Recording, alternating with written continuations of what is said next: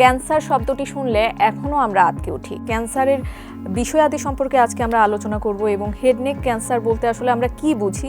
মোটা দাগে আমাদের ফেস অর্থাৎ মুখের অংশ এবং গলার বিউটি বোন বা ক্লাভিকল বলা হয়, জি, এর উপরের অংশটাই হেড নেক ক্যান্সারের আওতাভুক্ত। ইনসিডেন্ট রেট আসলে কিরকম হতে পারে?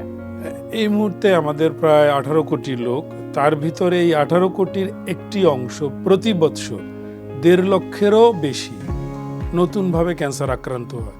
এই যে 1.5 লক্ষেরও বেশি নতুন রোগী আসছেন, তাদের 1/3 অর্থাৎ 50,000 হেড এবং নেক ক্যান্সারের অন্তর্ভুক্ত।